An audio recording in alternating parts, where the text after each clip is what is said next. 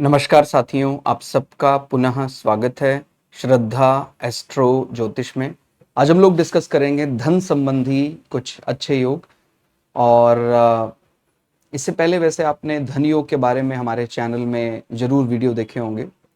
जो सामान्यतः प्रचलित धन योग माने जाते हैं उसमें आप लोगों को ध्यान होगा दूसरा भाव, 11वां भाव, पहला भाव, 5वां भाव, 9वां भाव, ये मुख्य रूप से जो धन योग आते हैं उनमें शामिल होते हैं। तो ये जो हमने आज कुछ सेलेक्टिव धन योग चुने हैं, या कहें ये एग्जैक्टली धन योग की तरह नहीं भी दिखते हैं, तो भी व्यक्ति को इससे संपदा और कुछ उसका माने अर्थ संबंधी बड़ा लाभ माना जाता है। तो कुछ कुछ ये धन योगों से मिलते जुलते हैं और कुछ ट्रेडिशनल जो हमारे हैं वो भी इनमें होगा। उसमें आपको ये भी जानकारी मिलेगी कि किस प्रकार से वो उसका सोर्स निकाला जा सकता है, कैसे वो धन संबंधी योग कारगर होगा। तो आइए शुरुआत करते हैं। इसमें हम इसको और जानने का प्रयास करेंगे किस प्रकार से। तो पहला सूत्र इसमें क्या कहता है, यदि बृहस्पति 9वें या 11वें और सूर्य 5वें भाव में हो तो जातक संबंधित दशा में अमीर हो जाता है। ठीक हो गया। आप जानते हैं बृहस्पति को वैसे बहुत चीजों के कारकत्वों में गिना जाता है। इसको स्वर्ण यानी सोने का कारक भी माना जाता है। और वैसे भी परिवार में एक हार्मनी बनी रहे, ये चौथे भाव के भी एक्सपर्ट हैं। माने भवन सुख के सबसे ज्यादा आप समझते हैं कर्क राशि में एग्जॉल्टेड होते हैं बृहस्पति। तो इन सारे विषयों के बृहस्पति एक्सपर्ट माने जाते हैं। तो अभी बृहस्पति 9वें या 11वें भाव में है। तो आप देख रहे हैं वो धन योगों में 9वां और 11वां भाव हमारे जो ट्रेडिशनल धन योग उसमें वो शामिल होता है और वो में है। और सूर्य 5वें में है तो जातक संबंधित दशा में अमीर हो जाता है। अब थोड़ा सा भावों के साथ यदि रिलेट करें तो सूर्य जो है वो कहीं ना कहीं पिता, बॉस, अथॉरिटी इसको रिप्रेजेंट करता है। बृहस्पति हमारा मेंटर है, हमारा ज्ञान है। तो इस प्रकार से मिलने वाले जो धन लाभ होंगे उसमें पिता और आपकी संतानों की अभिवृद्धि, माने आपके संतान पैदा होने के बाद विशेष रूप से ये धन संबंधी जो बढ़ोतरी है वो लागू होगी। आप देख रहे हैं बृहस्पति का 9वें के साथ संबंध बताया गया, सूर्य का 5वें के साथ संबंध बताया गया। और ज़ोडिएक भौचक्र में आप जानते हैं 9वां भाव वो बृहस्पति के लिए ही रिजर्व है और 5वां भाव सूर्य के लिए रिजर्व है। अभी हम यहाँ ये नहीं देख रहे हैं कि वो पर्टिकुलर पंचमेश है या नवमेश है। सीधी बात रख दी गई है कि बृहस्पति जो कहीं ना कहीं धन का कारक होता है, सूर्य जो पिता, बॉस, सीनियर को रिप्रेजेंट करता है। तो अगर ये इन भावों में है तो भी संबंधित दशाओं में व्यक्ति को धन लाभ होगा। उसको जो परंपरा से जो प्राप्त है उसमें बढ़ोतरी ही होगी और उसमें पिता का ज्यादा माने पिता को वो चीज ज्यादा रियलाइज होगी, पिता से संबंध ज्यादा बनेगा इस बढ़ोतरी का। ठीक हो गया।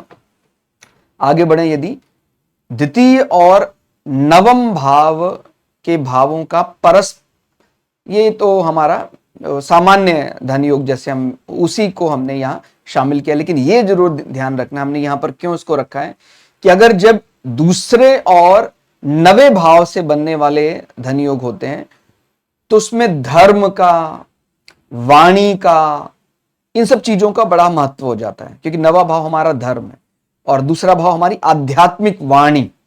ऐसी कुछ चीजों का अगर समन्वय हो रहा हो, आप कुछ ऐसा विचार कर रहे हैं कि मैं कुछ अपने आध्यात्मिक वाणी के जरिए, कुछ एस्ट्रोलॉजी, कुछ लोगों को धर्म के बारे बताकर और वहां से कुछ एक माने अर्थोपार्जन के रूप में वहां से मैं लेना चाहता हूं कुछ कि मेरा जीवन यापन भी वहां से चले, तो उसमें दूसरे और 9वें भाव का परस्पर आदान प्रदान उन लोगों के लिए बहुत बढ़िया माना जाता है। वैसे भी हम बोलते हैं यदि दूसरे और 9वें का आदान प्रदान नहीं भी है तभी भी यदि आपका दूसरे भाव का स्वामी दूसरे भाव में बैठा है, 9वें भाव का स्वामी 9वें भाव में बैठा है, तो भी आप धर्म संबंधी विषयों में लोगों को जागरूक करना वो कार्य करेंगे और व्यक्ति सामने वाला मानेगा भी।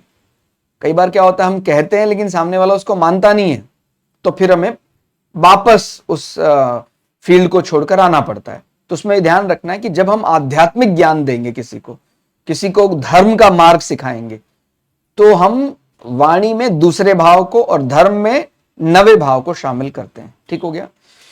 और उसके बाद छठे या 11वें भाव में सूर्य हो तो व्यक्ति धनवान होता है। लेकिन ये बात यहां समझने वाली है, यहां पर तब इसको देखना है कि वो तेजी से कब उसको धन लाभ मिलेगा, जब सूर्य राहु के नक्षत्र में और राहु सूर्य के नक्षत्र में। ध्यान रखना है, हम जो 11वां भाव है, छठा भाव है, उसको बढ़ोतरी के लिए, तेजी से कमाने के लिए जानते हैं। आप जानते हैं उपचय भावों में 3, 6, 10, 11 का जिक्र होता है। तो उसमें यदि सूर्य महाराज आ जाते हैं, और सूर्य आप जानते हैं वो स्वभाव में उनको बोलते हैं एक क्रूर है, तो वो कोई ऐसा, उनको कोई छठे भाव में कमजोरी नहीं महसूस होती है। भाई सामान्यतः हम कोई सौम्य ग्रह बैठा दें यदि छठे भाव में, तो वो अपने आप को कमजोर महसूस करता है। लेकिन सूर्य एक ऐसा ग्रह है कि वो, फिर मैं बता रहा हूं, पापी नहीं है, लेकिन वो क्रूर ग्रह माना जाता है। ठीक हो गया। तो छठे भाव में चेज करना और कंपटीशन ओवरकम करने जैसा स्वभाव व्यक्ति को अथॉरिटी के जरिए दे देना, और 11वें भाव में हमारी इच्छा पूर्ति है। 11वां भाव रूटीन इनकम बताता है। तो यदि सूर्य इन भावों में बैठा है और राहु के नक्षत्र में है और राहु सूर्य के नक्षत्र में, तो व्यक्ति को सडनली देगा। ध्यान रखना, ज़ोडिएक का जो 11वां भाव है, भौचक्र में 11वां भाव, वो एक्वेरियस, कुंभ राशि, लाभ स्थान। एक्वेरियस का जो सेकेंडरी लॉर्ड है वो राहु को माना जाता है। तो इस प्रकार से यदि संबंध बनता है तो भी व्यक्ति को कुछ ऐसा उसके दशा कॉम्बिनेशन में कुछ ऐसा आता है, सूर्य से संबंधित दशा चल पड़ी, तो उसको छठा भाव यानी किसी को पैसा देकर वो अचानक बहुत सा पैसा कमा लिया उसने। ठीक हो गया। कोई गवर्नमेंट के टेंडर लेकर उसने अचानक से बहुत पैसा कमा लिया, तो वो सब चीजें भी हम धन संबंधी लाभ के लिए देख सकते हैं। फिर आप आते हैं, यदि लग्न का स्वामी 10वें भाव में हो, इसी प्रकार से 10वें का भी लग्न में हो, तो ये सामान्यतः अपने स्टेटस को बढ़ाने के लिए बहुत बढ़िया, तो ये भी धन संबंधी लाभ तो देगा ही देगा। हालांकि ये मुख्य रूप से स्टेटस के लिए देखा जाता है, लेकिन आपको जो भी प्राप्त हुआ है, आपका पद आपके परिवार में जहां आपका जन्म हुआ, उस पद से आपको ऊपर ही लेकर जाएगा। तो इसको भी हम कुछ कुछ धन संबंधी लाभ के साथ जोड़कर देख सकते हैं। ठीक हो गया। आपको बात समझ में आई कि लग्न का स्वामी 10वें में है, और इसी प्रकार से यदि 10वें का स्वामी भी लग्न में है, तो भी जातक जहां भी उसकी उत्पत्ति हुई है, उसको जो मिला है पदवी, माता पिता जहां उसका, उससे वो बहुत ऊपर, बहुत अधिक अमीर हो जाएगा वो। ठीक हो गया। और खासकर आप जानते हैं संबंधित दशा के समय उसका लाभ ज्यादा देखने में आएगा, और उसमें उसकी जो ऑफिस प्रोफाइल है वो बहुत ज्यादा मददगार होगा। दशम भाव मुख्य रूप से हम हमारा करियर, ऑफिस के साथ रिलेट करते हैं। ठीक हो गया।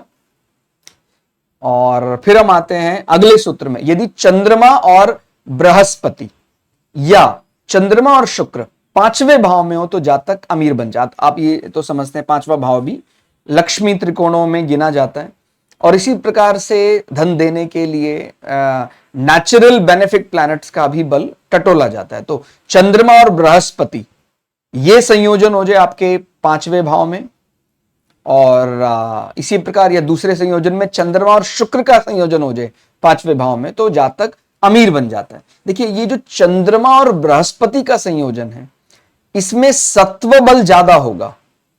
व्यक्ति कमाते समय धन को भोग दृष्टि कम ध्यान में रखेगा। शुक्र को भी हम तामसिक नहीं कहते हैं, लेकिन जब शुक्र चंद्रमा का संयोजन होता है तो व्यक्ति राजसिक तो हो ही जाता है कि मेरे लिए। और चंद्रमा और शुक्र का जब संयोजन होता है तो किसी स्त्री के साथ व्यक्ति थोड़ा सा नाखुश रह सकता है। ठीक हो गया।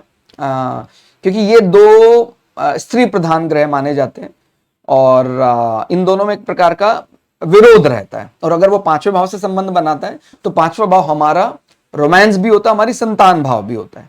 ठीक हो गया। तो चंद्रमा और बृहस्पति का संबंध 5वें भाव में है तो व्यक्ति को बहुत अच्छी संतान देता है, और पहली संतान बेबी बॉय ज्यादा है परसेंटेज के हिसाब से। और चंद्रमा और शुक्र यदि आते हैं, क्योंकि हम त्वरित प्रभाव तो देख रहे हैं, हम हालांकि राशि किसकी है वो हम यहां भी जिक्र नहीं कर रहे हैं, लेकिन त्वरित इंस्टेंटेनियस इंपैक्ट में चंद्रमा और शुक्र को देखें और चंद्रमा और बृहस्पति को देखें, तो चंद्रमा के साथ बृहस्पति का संयोजन बेबी बॉय की बात ज्यादा करता है, और चंद्रमा के साथ शुक्र का संयोजन पहली संतान के रूप में बेबी गर्ल की बात ज्यादा करता है। लेकिन दोनों में ही वस्तु लाभ, अमीरी के लिए कह लें या धन संबंधी लाभ के लिए कह लें, अच्छा होता है।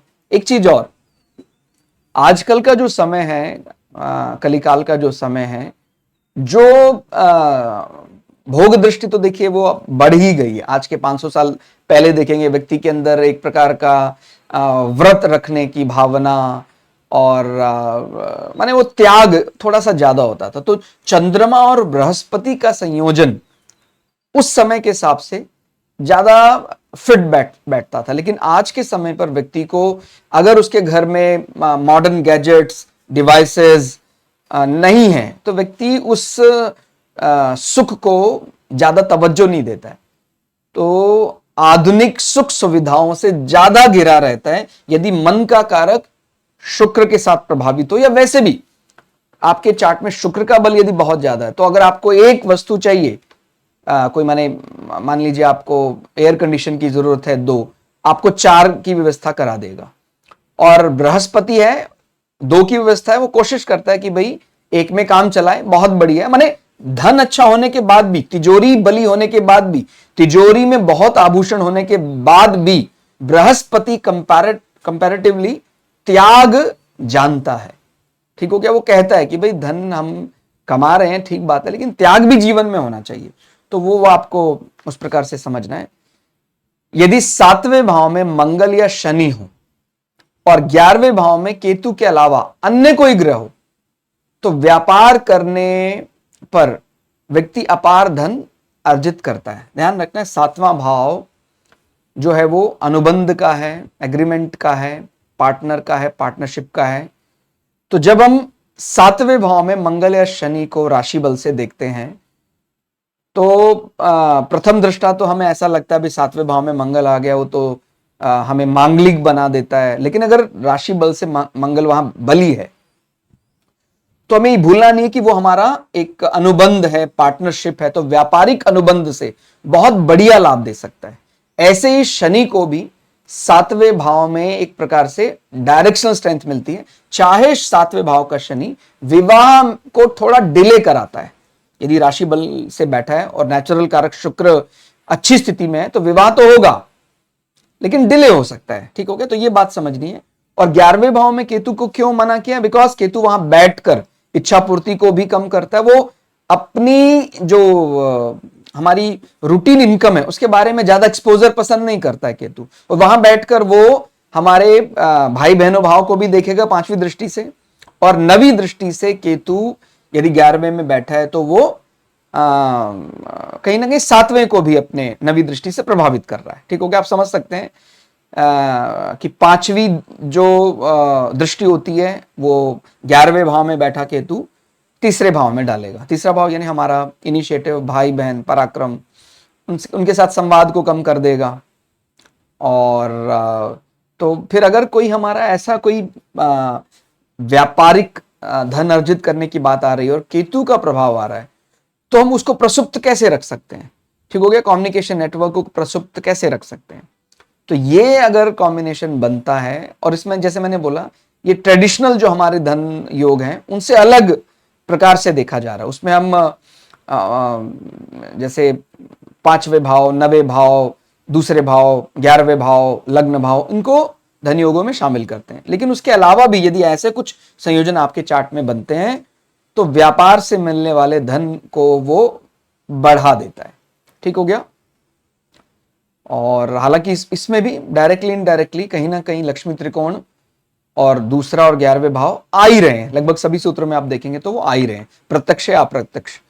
4थे में मंगल, 5वें में सूर्य या 11वें या 5वें में बृहस्पति हो तो कमाई पैतृक संपत्तियों, फसलों या भवन के माध्यम से होगी। तो चौथे भाव में मंगल सामान्यतः उसको भूमिपुत्र बोलते हैं, जमीनी लाभ के लिए अच्छा माना जाता है। एग्रीकल्चर लैंड बढ़ा देता है, फसल वैसी जो भवन सुख बढ़ा देता है, एक्सेप्ट वो माँ के लिए थोड़ा कम अच्छा होता है, बिकॉज चौथा भाव माँ के भी माना जाता है। तो चौथे भाव में यदि मंगल है तो माँ को थोड़ा कष्ट हो सकता है, जातक के माँ के साथ संबंध थोड़े कष्टकारी हो सकते हैं। पांचवे में सूर्य, पांचवा भाव जो एक प्रकार से फैमिली प्रेस्टीज, परंपरा से प्राप्त पदवी, उसको बताता है। और 11वां भाव रूटीन इनकम की बात करता है। तो 11वें या 5वें में बृहस्पति का भी संयोजन हो जाए तो व्यक्ति को भवन, एग्रीकल्चर लैंड, पैतृक संपदा के माध्यम से प्रचुर धन प्राप्त होता है। ठीक हो गया। और फिर अगले सूत्र की बात करें, यदि कर्क लग्न के जातक के लिए मंगल, बृहस्पति और चंद्रमा, ये विशेष रूप से लग्न संबंधी आ रहा है। कर्क लग्न में मंगल आप समझते हैं योग कारक है, और मंगल पंचमेश की भूमिका में भी है, और बृहस्पति नवमेश की भी भूमिका में है, और चंद्रमा प्रथम भाव का भी स्वामी। तो इन तीनों का यदि संयोजन हो जाता है तो उसको जो संसाधन, जैसे हम बोलते हैं एचआरडी मिनिस्ट्री का पूरा पूरा लाभ मिलता है, ह्यूमन रिसोर्स एंड डेवलपमेंट जो कहा जाता है। क्योंकि जो कर्क है वो ज़ोडिएक का चौथा भाव है, और चौथा भाव हम एचआरडी मिनिस्ट्री के साथ जोड़ते हैं, तो उसको संसाधन भरपूर प्राप्त होते हैं। उसको संसाधनों की कहीं भी भेज दें वो संसाधन जुटा लेगा, और उसको एक प्रकार से ऐसा लगता है दैवीय दृष्टि से बहुत अमीर हो जाता है वो।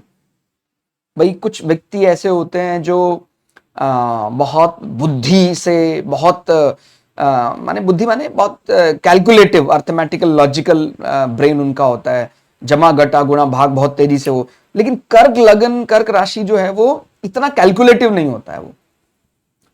वो तो माने हृदय की निश्चलता के लिए वो प्रसिद्ध है, निश्चल मन से प्रेम करना जानता है वो, बहुत ज्यादा इतना लॉजिकल वो माने उसको अगर आप उसको 10 पैसे कहाँ गए, 25 पैसे कहाँ गए, इतना हिसाब कर्क लगन, कर्क राशि वाले नहीं रख पाते। लेकिन कहीं ना कहीं उनको दैवीय मदद मिलती है, भगवान की मदद मिलती है, क्योंकि हृदय यदि निर्मल है, या चौथा भाव जो हृदय को रिप्रेजेंट करता है, और कर्क का संबंध हृदय से रहेगा ही रहेगा।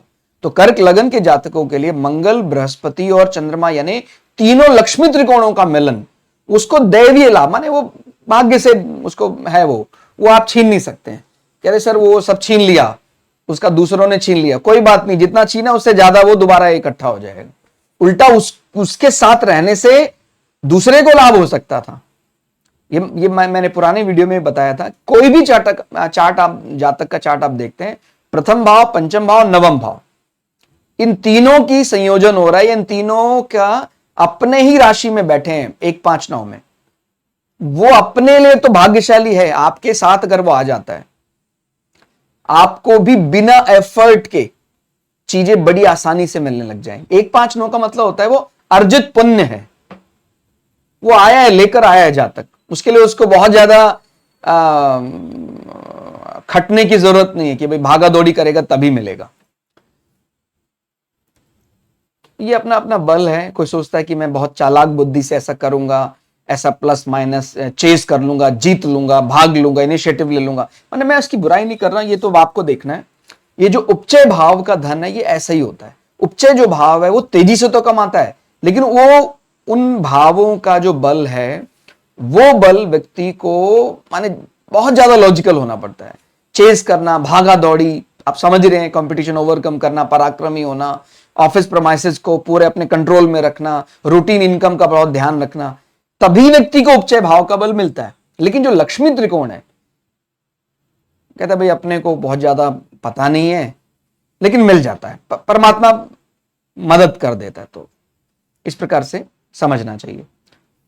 उसके बाद यदि हम अगले सूत्र की ओर बढ़ते हैं, यदि सभी केंद्रों पर या सभी त्रिकोणों पर लाभकारी ग्रहों का कब्जा है, ठीक हो गया, तो ध्यान देना ये 1, 4, 7, 10, तो सभी केंद्र लक्ष्मी त्रिकोणों की बात करें तो 1, 5, 9, तो यहां पर लाभकारी ग्रह माने बेनिफिक प्लैनेट्स का स्थान हो जाता है, वहां वो इन भावों में उनका आधिपत्य हो जाता है और उनको स्थान मिल जाता है। तो फिर ऐसा होने पर व्यक्ति को वो धनवान तो बनाते ही बनाते हैं। ठीक हो गया। अभी थोड़ा अंतर भी समझना है, ये अंतर एकदम स्पष्ट समझ में आना चाहिए। जो केंद्रों में बैठे लाभकारी ग्रह हैं वो व्यक्ति को मेहनत कराते हैं, लेकिन व्यक्ति सात्विक मेहनत करता है, तप करेगा, तपस्या करेगा, कोशिश करता है वो, क्योंकि वो केंद्र जो है वो लाइक कैबिनेट मिनिस्ट्री सबके सामने है। वो कोई ऐसा कर्म नहीं कर सकता है जो बहुत छुपाने वाला हो, कुछ ऐसा माने आप समझ रहे हैं, अंडरग्राउंड तरीके से पैसा कमाने वाली चीजों में वो इन्वॉल्व नहीं हो सकता है। मेहनत करेगा और सात्विक तरीके से ही करेगा, उसको मिलेगा भी। लक्ष्मी त्रिकोण जो है वो हम यहां पर ऐसा ज्योतिष में हम ऐसा मानते हैं, हालांकि देखिए बिना मेहनत के कुछ भी नहीं मिलता, ये कर्म सिद्धांत ऐसा कहता है, लेकिन ज्योतिष में हम क्या मानते हैं, यदि आपके लक्ष्मी त्रिकोणों में लाभकारी ग्रहों का कब्जा है तो आपको कम मेहनत में वो ज्यादा दे देते हैं। अप्रूवल की दृष्टि से बड़ी जल्दी अप्रूवल हो जाती है, आपकी फाइल तुरंत अप्रूव हो जाएगी। पता लगा जिसके केंद्र में बैठे हैं उसको अभी वो क्रॉस चेक कर रहे हैं अभी कि भाई अभी आपको थोड़ा समय लगेगा, बिकॉज विष्णु हाउसेस के लिए मेहनत तो करनी पड़ती है, लेकिन व्यक्ति भी सात्विक होकर डटा रहता है कि भाई अपने को कोई चिंता नहीं है। लेकिन जो ये आगे हम बढ़ते हैं, उपचय भाव की जो मेहनत होती है 3, 6, 10, 11, इसमें व्यक्ति थोड़ा राजसिक और तामसिक होने पर भी नहीं चूकता है। ज़ोडिएक के आप समझ रहे 3, 6, 10, 11, तो 10, 11 तो आप समझ रहे 2 राशियां वो शनि महाराज की हैं, तो तमस माना जाता है, और बुध को 3, 6 में रजस माना जाता है। तो व्यक्ति अपनी कामना पूर्ति को बहुत तेजी से, और उसमें वो तमस भी, अगर कुछ ऐसा अड़ रहा है कोई उसके सामने तो उसको तमस से हटाना भी जानता है। तो ये अशुभ ग्रह यदि वहां बली होकर बैठे हैं, उनका कब्जा है, तो जातक अत्यधिक धनवान होता है। अब इस बात को अच्छी तरह समझ लीजिए, अगर आप तुरंत भाई आज इतना है, कल इतना है, इतना ऐसे तेजी से बढ़ना चाह रहे हैं, तो नो डाउट 3, 6, 10, 11 का महत्व सबसे ज्यादा होगा, लेकिन ये मानसिक शांति को कम करता है। ठीक हो गया भाई, आप समझ रहे हैं। अगर हमारा हर दिन हमें, तीसरे का मतलब ही होता है पराक्रम। अब अगर व्यक्ति को लगता है यार मुझे तो वैसे ही जीत मिल जाती, मुझे अपने हर बात दांत नहीं दिखाने पड़ते हैं, कोई व्यक्ति दांत दिखाकर जीतता है और कोई व्यक्ति ईश्वर की कृपा से बिना दांत दिखाए जीत जाता है। कोई हाथी है वो जंग में जब तक अपने दांतों का प्रदर्शन ना करे तब तक सामने वाला हाथी हार नहीं मानता है, और कोई ऐसा हाथी भी है जो बिना दांत के ही जीत जाता है। तो ये हम बोलते हैं बिना दांत के जीतना, यानी कहीं ना कहीं जीतना तो है ही, उसमें 1, 4, 7, 10 वो लगता है। माने चेस तो आपको करना पड़ेगा, मेहनत आपको करनी पड़ेगी, लेकिन उसमें ऐसा दांत दिखाने की जरूरत नहीं पड़ेगी। ठीक हो गया। बहुत पराक्रमी होकर, ऐसा पराक्रम व्यक्ति इस बात को समझता है कि मैं सत्व से चलूंगा, तो ये जो विष्णु हाउसेस का बल है ये बिना दांत दिखाई व्यक्ति की जीत जैसा होगा। और जो 1, 5, 9 का बल है, यहां पर उसको ऐसा कि हर बार व्यक्ति को कोई लिटिगेशन, ऐसा केस हैंडलिंग ऐसा महसूस ही नहीं होता है। व्यक्ति बढ़िया भाग्य से धनी हो जाता है कि भाई अपना हरि कीर्तन कीजिए और मिल जाता है उसको। उसके लिए कोई दूसरा माने उसका हो सकता है पार्टनर, उसका मैरिज पार्टनर, वो झगड़ने का काम कर लेता है, उसको नहीं कुछ करना पड़ता है। ठीक हो गया। माने मैं चेस करने को कोई ऐसा बुरा नहीं बोल रहा हूं, हम समाज में रहते हैं तो अपना हक हमें लेने के लिए कई बार अपने बल का प्रदर्शन भी करना पड़ता है। वो अपना अपना भाग्य है। कोई व्यक्ति बिना प्रदर्शन के प्राप्त कर लेते हैं, कोई व्यक्ति को प्रदर्शन करना पड़ता है। तो जो प्रदर्शन करके प्राप्त कर रहा है वो उपचय भाव है, उसमें प्लस माइनस ये सब करना पड़ेगा, और उसमें रासिक और तामसिक होकर करना पड़ेगा। और ये जो केंद्रों का बल है, इसमें व्यक्ति ज्यादातर समय अपने आप को पूरी तरह सात्विक बनाए रखता है, वो मेहनत करने के लिए तैयार रहता है सात्विक तरीके से। और ये जो त्रिकोणों का बल है, इसमें व्यक्ति को मेहनत तो देखिए सांसारिक दृष्टि से सभी करते ही हैं, लेकिन समाज पूरी तरह ये बात मान लेता है कि बहुत भाग्यशाली है, ये इतना एफर्ट नहीं करता है, ये हमारे साथ आता है तो हमारी फाइल अप्रूव करवा देता है। तो ये बल है त्रिकोणों का। तो ये धन संपदा में उसी प्रकार का महत्व समझना है। तो आपको ये बात समझ में आ गई होगी। हम वैसे आजकल की जो हमारी जीवन शैली है, उपचय भाव की बहुत प्रेज करते हैं कि देखा, शुरू किया और खत्म कर दिया, पीछे पड़ गया उसके। लेकिन हम ये नहीं देख रहे हैं कि वो उसका जो मानसिक शांति है उसको वो किस प्रकार से प्रभावित करता है। 3, 6, 10, 11 का जो इच्छा माने जो अत्यधिक धन होता है वो उसकी शांति को तो प्रभावित करता ही करता है। तो ऐसे में ये जरूरी है, उपचय भाव यदि आप वहां पर मेलेफिक प्लैनेट बैठे हैं तो आपके चार्ट का मन का कारक चंद्रमा और चौथा भाव ये अच्छी स्थिति में है, माने होने चाहिए। नहीं तो क्या होता है, ये जो धन आ रहा है ये व्यक्ति को बहुत अशांत कर देता है। ठीक हो गया। दशमेश शुभ होकर वृषभ या तुला राशि में हो। अब इसका संबंध कहीं ना कहीं स्पाउस के साथ है। तो आप समझते हैं शुक्र का गवर्निंग जो बॉडी है, शुक्र कौन कौन सी राशियों को ऑन करता हो उसका। तो दशमेश शुभ होकर वृषभ या तुला राशि में हो तो और उसके साथ साथ शुक्र या 7वें का स्वामी ऑफिस प्रमाइसिस के साथ संबंध बना रहा है तो जातक विवाह से धनवान बन जाता है कि विवाह हुआ उसके पार्टनर के कारण, उसके पार्टनर के भाग्य से हो तुरंत धनवान हो। तो ऐसा कोई भी संबंध आप देख रहे हैं कि जहां 7वें भाव का 10वें भाव के साथ संबंध आ रहा है, शुक्र की इन्वॉल्वमेंट है, 10वें भाव के साथ शुक्र की राशियों की इन्वॉल्वमेंट है, तो व्यक्ति के विवाह से धनवान होने का ये प्रचुर संभावना बनी रहती है। फिर आगे बढ़ते हैं। बृहस्पति कर्क धनु मीन राशि में, यानी बृहस्पति बलवान और 5वें भाव का स्वामी 10वें भाव में हो तो जातक पुत्र पुत्री से धनवान होता है। ठीक हो। तो बृहस्पति स्वराशि हो, उच्च राशि हो, अपनी मूल त्रिकोण राशि में बैठे हैं, पहली शर्त है। उसके बाद 5वें का स्वामी 10वें भाव में हो तो जातक अपने संतानों के होने के बाद बड़ी तेजी से धनवान हो जाता है। माने ऐसा आपने कई बार सुना होगा कि हमारा संतान हुई उसके बाद से ही हमें ऐसा महसूस हुआ कि हमारा कोई बैंक बैलेंस है। उससे पहले हम मेहनत तो हमने की है लेकिन हमें अपने धन का, तिजोरी का कभी एहसास नहीं हुआ।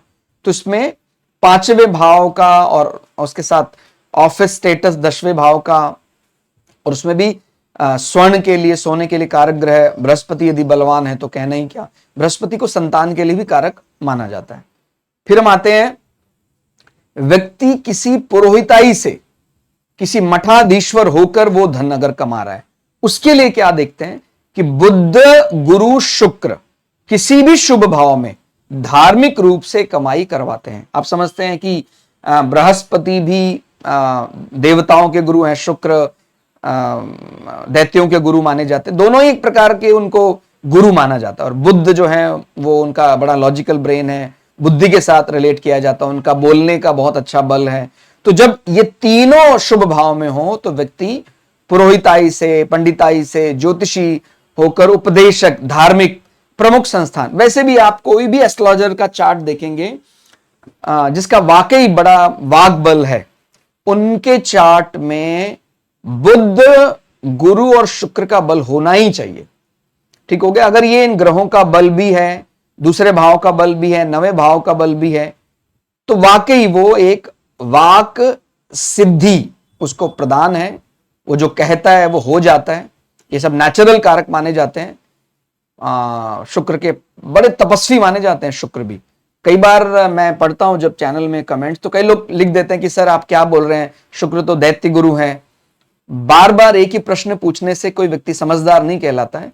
ध्यान रखिए, शुक्र को कभी भी बुरा नहीं समझना है, उनको बुरा माना नहीं जाता। वो तो एक प्रकार से आज्ञावश, माने माता की आज्ञा के कारण उन्होंने उनको व्यवस्थित करने का काम, दैत्यों को व्यवस्थित करने का काम किया। ऐसा नहीं कि उनकी सोच आप दैत्यों के साथ जोड़ दें।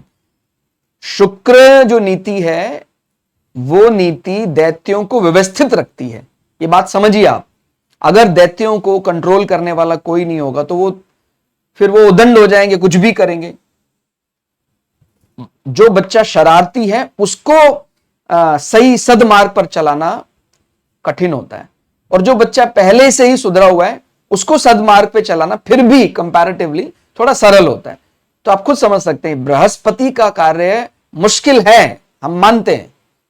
वो देवताओं को मार्ग दिखाते हैं, उस प्रकार का उनके पास बल होना चाहिए, लेकिन जो दैत्यों को मार्ग दिखा रहे हैं शुक्र महाराज, उनका मार्ग तो और भी ज्यादा कठिन है। संजीवनी विद्या का ज्ञान बृहस्पति को नहीं था, शुक्र को था। तो यह बात समझनी, बहुत तपस्वी माने जाते हैं शुक्र। ठीक हो गया। तो आप लोग अपने भाग्य को कमजोर करने का काम कभी मत करिएगा। किसी भी ग्रह को बुरा बुरा कहने से, माने आप खुद समझ रहे हैं, हम तो ग्रह के या देवता के आगे शीश नवाते हैं, और कोई व्यक्ति अपनी बुद्धि की कमी कह ले, अशिक्षा के कारण ग्रह को नीचा दिखाने का प्रयास करता है, तो उससे कहा, उसको क्या लगता है भाग्य बढ़ जाएगा क्या उसका? किसी भी ग्रह को आपके लिए अगर वो फंक्शनल मैलेफिक भी है, तभी भी हम उसको कभी खराब नहीं कह सकते। ठीक हो गया। वो केवल हमारी बुद्धि का फेर है, जब समझ में आ जाता है तो फिर वो अलाइन हो जाता है, हम उसको भी, उसकी भी तारीफ करने लग जाते हैं। तो आपको समझ में आया कि जो पुरोहिताई, पंडिताई, ज्योतिषी, उपदेशक, धार्मिक प्रवचन जैसे काम है, कोई धार्मिक संस्था है, उनके मठाधीश्वर है, उनमें बुध, गुरु और शुक्र की महत्ता देखी जाती है, और उसके जरिए व्यक्ति को, माने मठ के जरिए, पुरोहिताई के जरिए व्यक्ति को प्रचुर धन प्राप्त होता है। फिर आते हैं तात्कालिक लाभकारी लग्न के लिए बुध, शुक्र, शनि। माने जिस लग्न के लिए बुध, शुक्र और शनि फंक्शनल बेनिफिट प्लैनेट हो जाते हैं, और वो फिर किसी भी भाव में इनका संयोजन हो जाता है, तो फिर वो व्यवसाय में नेतृत्व द्वारा, माने वो लीड करता है किसी बिजनेस को, और जातक प्रचुर धन कमाता है। ठीक हो गया। तो आपको समझ में आई ये बात? भाई बुध के लग्नों के लिए, शुक्र के लग्नों के लिए, शनि के लग्नों के लिए, इन तीनों ग्रहों का संयोजन किसी भी भाव में हो जाए तो व्यक्ति लीड करेगा किसी ना किसी बिजनेस को, और प्रचुर धन कमाएगा। वाणिज्य का अच्छा जानकार बुध को माना जाता है, और शुक्र लग्जरी आइटम, वस्तु भोग के लिए जाना जाता है। शनि आप जानते हैं वो कर्म के लिए, जोडियक का कर्म भाव उनके अधीन है, जोडियक का लाभ स्थान उनके अधीन है। तो इसका संयोजन व्यक्ति को नेतृत्व करके, माने कहीं लीड करके व्यक्ति को व्यवसाय का लाभ देता है। आगे बढ़ते हैं। 10-11 में बृहस्पति। वैसे आप समझते हैं 10वां भाव जो जोडियक का भौचक्र का है वो मकर राशि। मकर राशि में बृहस्पति वैसे अपने आप को थोड़ा सा सैड महसूस करते हैं, क्योंकि वो ऑफिस प्रोमाइसिस के लिए नहीं बने हैं। उनको ऐसा लगता है मैं तो गुरु हूं, घर पे तो उनको अच्छा लगता है, भवन में अच्छा लगता है उनको, धर्म भाव में अच्छा लगता है, लेकिन वो ऑफिस प्रोमाइसिस में थोड़े से असहज हो जाते हैं। फिर भी अगर ये पूरा वाक्य पढ़ें, 10-11 में बृहस्पति हो, माने ऑफिस प्रोमाइसिस में हो या आपकी रूटीन इनकम भाव में बैठे हैं, और साथ साथ चौथे भाव और 5वें में सूर्य बुध का प्रभाव हो, तो जातक अच्छे प्रशासनिक जोड़ तोड़ से अमीर होता है। इसमें एक बात समझनी है, व्यक्ति यहां पर राजसिक या हो सकता है थोड़ा सा तामसिक प्रवृत्ति का भी इस्तेमाल करे। बृहस्पति उसके ऑफिस प्रोमाइसिस में 10वें या 11वें में प्रभाव डालता है, तो बृहस्पति जैसे मैंने बोला उसका एक्सपर्ट नहीं है। वो 10वें भाव ऑफिस प्रोमाइसिस में वो अपने आप को थोड़ा सा कमजोर महसूस करता है। और अगर चौथे और 5वें में सूर्य और बुध है तो व्यक्ति अमीर तो बनेगा, लेकिन व्यक्ति को वो अमीरी ऐसा गिफ्टेड नहीं है, उसको जोड़ तोड़ करना पड़ता है, बहुत पॉलिटिकल ब्रेन लगाना पड़ता है, कैसे उसको मुझे ठीक करना है, और उसके बाद वो उसको उसका पदवी, उसका मान सम्मान बढ़ जाता है। उसमें सूर्य भी इन्वॉल्व हो रहा है, और प्रिंस माने राजकुमार बुध भी इन्वॉल्व हो रहा है, और बृहस्पति तो फिर है ही गुरु। तो वो अपने बौद्धिक क्षमता का इस्तेमाल राजनीतिक उठापटक में करते हैं, और उसी राजनीतिक उठापटक में राजा के दरबार में कह लें, ऑफिस प्रोमाइसिस में कह लें, किसी एमपी एमएलए के साथ ऐसा वो दिमाग लगाते हैं कि उनको अचानक अच्छा पद मिल जाता है, और उस पद के जरिए उनको धन प्राप्ति होती है। तो ऐसा समझना चाहिए। फिर आते हैं 6-8-12 के स्वामी। 6-8-12 या 11वें भाव से मिल जाए तो जातक अचानक अमीर बन जाता है। ठीक हो गया। तो त्रिक भाव के स्वामी जो हैं वो एक दूसरे के लिए अच्छे माने जाते हैं। छठे का स्वामी 12वें में जाना, 8वें का स्वामी छठे में जाना, 8वें का स्वामी 12वें में जाना, तीनों का संयोजन एक ही जगह हो जाए, त्रिक भावों में हो जाए, या ये तीनों 11वें भाव में भी बैठ जाए। ध्यान से समझना है, 11वें भाव में तो एकदम स्पष्ट लिखा है कि कोई शत्रु भी आएगा तो भी वो धन संबंधी लाभ तो देके जाएगा ही जाएगा। ठीक है, शत्रु वहां बैठा है तो चाचा ताऊ के साथ संबंध थोड़े कड़वे हो सकते हैं, प्रिय मित्रों के साथ संबंधित दशाओं में वाद विवाद हो सकता है, बेस्ट फ्रेंड्स के साथ, लेकिन वो आपके धन लाभ को कम नहीं करेगा। माने अगर त्रिक भाव के स्वामी भी आपके आय भाव में 11वें भाव में बैठे तो संबंधित दशा में आपको मटेरियल गेन तो देके जाएगा ही जाएगा, ऐसा समझना चाहिए। तो इस प्रकार से आप लोग भी अलग अलग धन योगों को रिलेट कर सकते हैं, बहुत प्रिसाइज कर सकते हैं कि वो उसका कारण, उसका उद्गम क्या हो सकता है। ठीक हो गया। तो ये धन योग के अलावा कुछ हमने धन संबंधी योग बताए। तो ये वीडियो आपको कैसा लगा कमेंट करके जरूर बताइएगा। मिलते हैं अगली वीडियो में, तब तक के लिए जय श्री भगु पराशरा, जय श्री शुक्राचार्य, नमस्कार।